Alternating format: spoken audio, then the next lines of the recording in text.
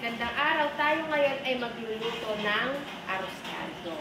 So, nakalagay na dito yung ating kawali. Dito muna tayo magsasangkot siya. Tapos, magigisa na tayo ngayon ng bawang, sibuyas at luya. Lagyan tayo ng mantika. Ayan. So, naglagay na tayo ngayon ng mantika. Tapos, sa natin ng konti yung apple.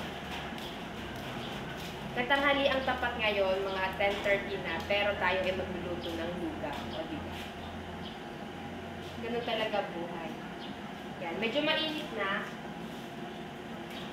Kaya ilalagay na natin ito. Tignan ninyo yung ating luya. Sangkatutak yung ating luya. O, napakadami. Luya, bawang, at saka sibuyas. Lagay na muna natin yung ating bawang.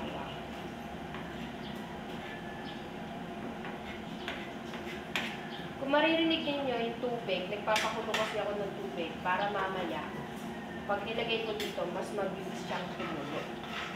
Kapag medyo maluto-luto ni ating bawang, syempre, next na natin yung ating sibuyas.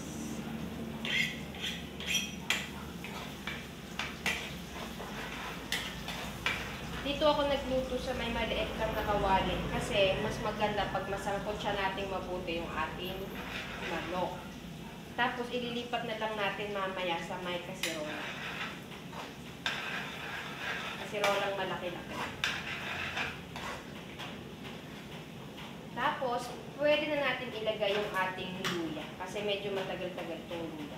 Tignan nyo, oh, napakadami nating ilalagay na luya. Haluin lang natin. Ipapakita ko sa inyo yung ginigisa ko. O, ayan, di ba? Napakarami. Sabi ko sa inyo, di ba? Nagigisa pa lang tayo. Naku, marami na. Ngayong maluto-luto na to, itong ating ginigisa, ilalagay naman natin yung ating karne. Ito yung ilalagay natin. Medyo madami siya dahil hahatiin pa natin siya mamaya. Pinamay ko na siya. Sasangkutsahin natin siya, hayaan natin siya diyang matuyo ng matuyo. Hanggat lumabas yung mantika niya, ganyan. Tapos, haluin lang natin siya ng haluin.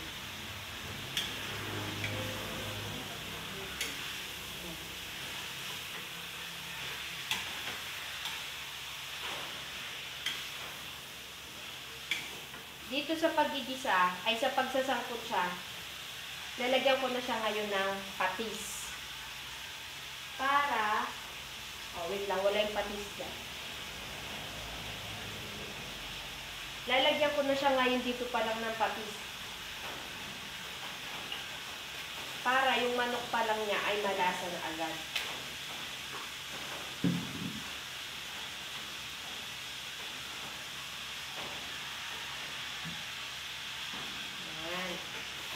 Tapos, lalagyan na rin natin siya ng atsuite.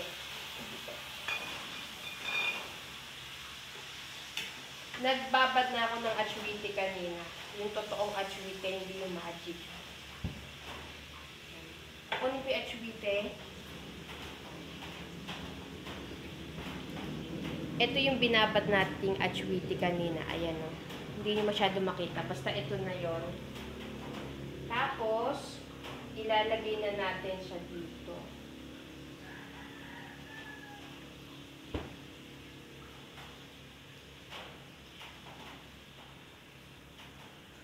Ayan.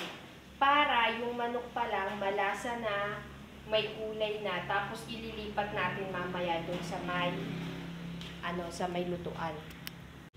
Ito na yung sinasangkot siya natin.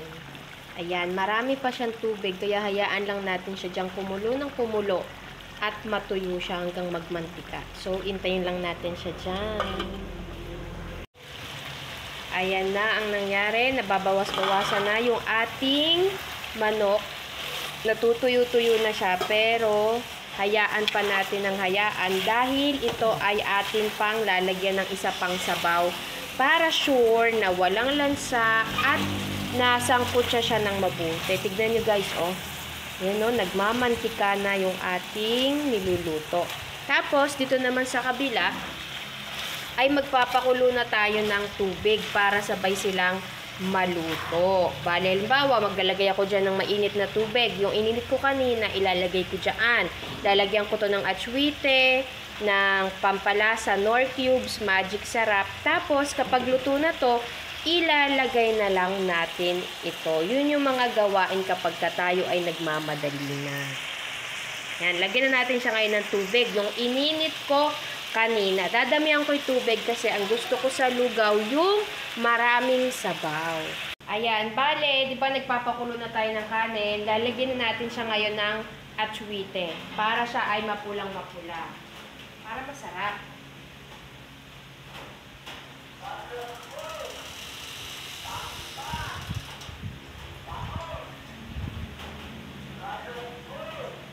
Naririnig nyo ba yun? Tapos, sahaluin natin siya. Kung ano yung pinanghalo ko dito, sinasangkot siya ko pa rin kasi ito. Nilagyan ko to ng tubig para lalo siyang lumambot. Tapos, ito naman yung ating bigas. Isang gatang lang to. Nilagyan ko siya ng atsuite para pumula na yung ating bigas. Tapos, mamaya, pag pumulong siya, lalagyan natin ng pampalasa na. So, ayan, hayaan lang natin siya dyan na kumulo, tapos babalikan ko ulit kayo later. Ngayon naman, lalagyan na natin siya ng Nor Cubes at saka ng Magic Sarap. Lalagay ko itong isang buong piraso na to kasi lalagyan ko pa naman siya ng tubig.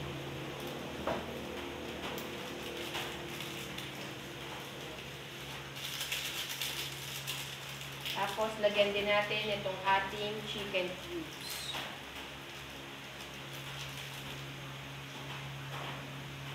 Yung asin mamaya, huwag nyo munang lagyan ng asin kasi di pa naglagay tayo ng patis doon kanina sa ating karne. Kaya huwag nyo muna siyang lalagyan. Mamaya nyo na lang siya lagyan kapag kumpleto na tapos magkatangka. Babalikan ko kayo kapag ihahalo ko na yung karne dito. Lagyan na natin ngayon ng tubig. Ito yung pinakulo ko kanina. Para mas mabilis siyang kumulo. Diba? Kasi kulo na to. Tapos lalagay ko dito, kulo na din. Edi mabilis na siya kumulo.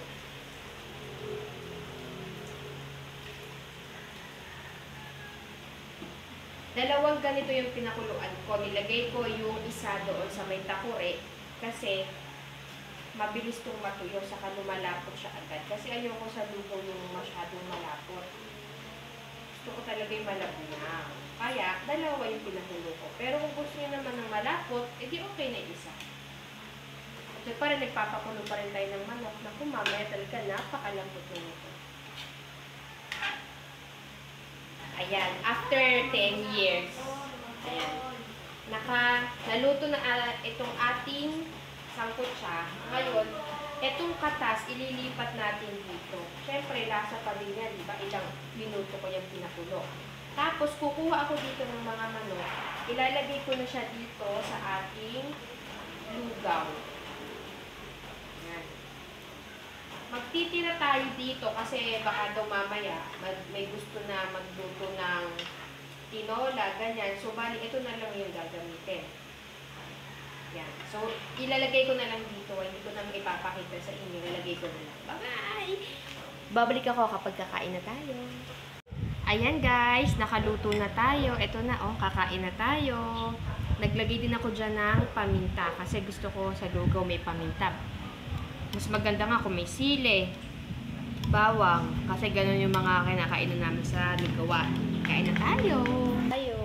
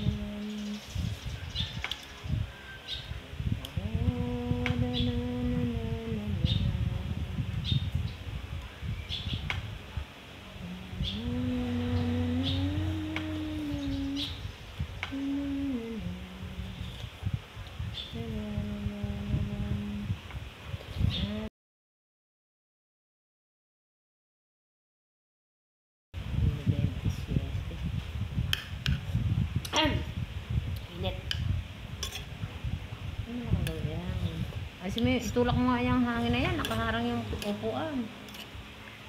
Ah, Isa.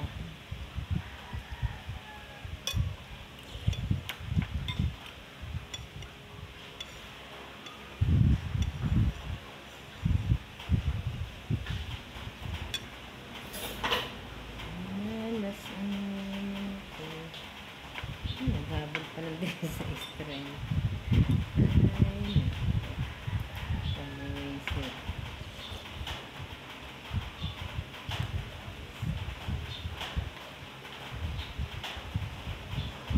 Malas ang ko.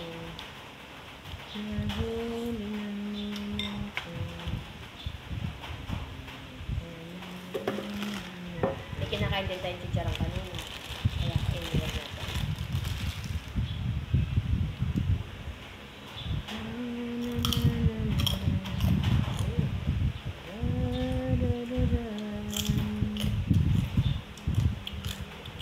Isang